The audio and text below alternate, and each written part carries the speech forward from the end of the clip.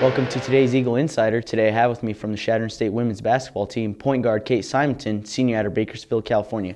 Kate, it's great to have you in the studio today. How's the season gone up for you guys at this point? You ladies have won 3 games against top-notch teams in the RMAC, and you've averaged 19.5 points along with 4.5 rebounds this past weekend, along with a career-high 22 points against Metro State. What's been your mindset personally in these last few games?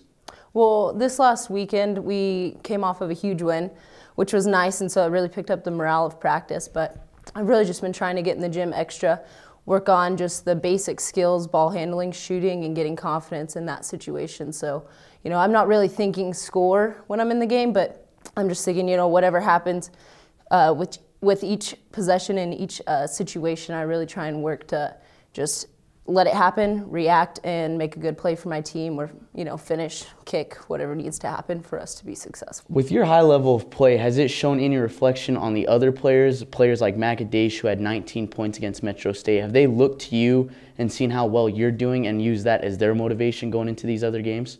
Well, I really think my energy coming off of the bench or just in games is really huge for us.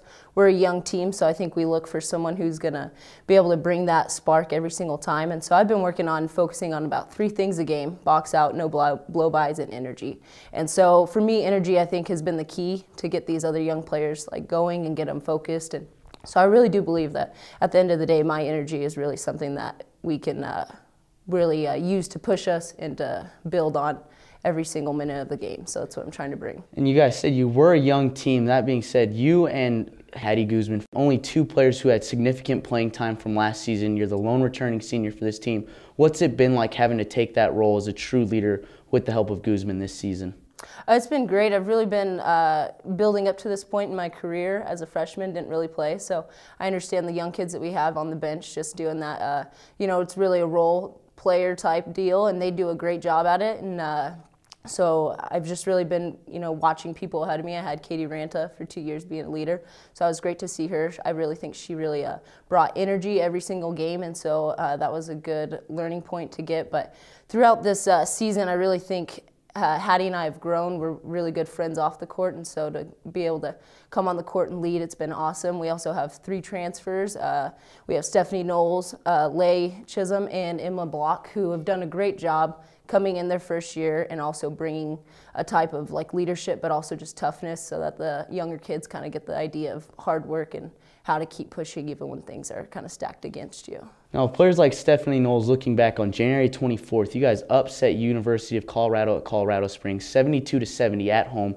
She gets the steal and is able to put up that layup. Take us through those last few seconds. What was going through your mind and the team's mind knowing that you were about to beat the #1 ranked team in the RMAC?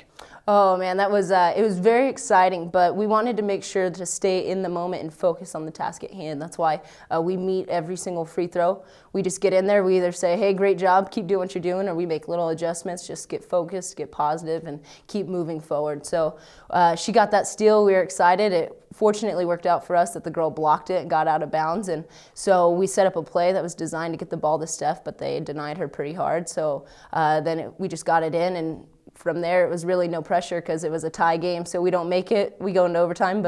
And you put that teardropper up, just gets a little bit of help from the rim, and it finally falls. Were you pretty relieved when that happened? Yeah, that was just such a relief, and it was more of relief for my team. I knew that they've worked extremely hard, and so I was it was a very great moment in my career to be able to help us succeed. It wasn't really oh, I'm glad that it went in for me. It was I'm glad that it could go in for these girls, and all the work that they've put in is finally see that result. So. And you got to upset the #1 team. Yes, that was huge, and I don't think unfortunately, those refs wanted to ruin the moment for us and give them some time back on the clock, but I think we were able to, once again, get focused and then just play out the last second that they put back on there. But it was the best game I've had in my career, the best moment at least.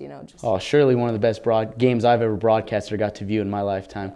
Now, you guys have had some ups and downs this season. Season's almost coming to an end now. You've got 2 games left against the University of Colorado Christian University and Colorado School of Mines.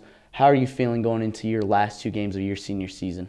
Oh, I feel great. I really think that every day we get better, and I think that the downs that we've had this year was due to lack of chemistry. You know, we only have really 2 people returning, Hattie and I, that have played minutes here for Chadron State. And so to get this team moving along chemistry-wise and getting used to how each other plays has been the most painful part of the season, but also the best part. And so I'm just excited to keep on seeing where we're going with every game. I really feel like, you know, we've take huge steps every single game. And so I'm just excited to see, you know, what we can do with the opportunities that we have left and see where we can go with it, you know. That's good. Now, with this being your last season, who's one person you've looked up to in athletics?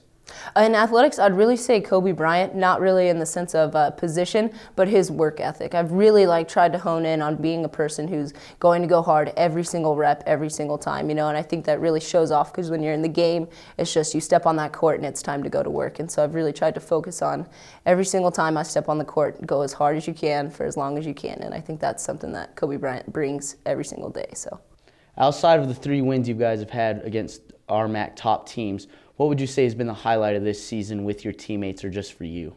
Oh, a highlight of my season probably just be hanging out with the girls. You know, we have before our last home game, Emily Parrott went on the drums and just played for like 10 minutes during shoot around, so that was cool. We have Katie O'Boyle, who's just a goof lover. She'll walk around with the mic and do interviews and just act like she's, you know, switches it up every time. ESPN just tries to lighten the moment for you before the game. And, you know, we got Mecca Day. She does Zumba and warm ups and stuff, and so it's just like the team. You know, I've never played on a team where we can all vibe together and we're just friends and we enjoy our time, and I really think that's what's carried us forward in this season, has been our success. So, well, again, thank you for coming into the studio today. Good luck on the last 2 games of your season and good luck with the rest of your career. Yeah, thanks for having me.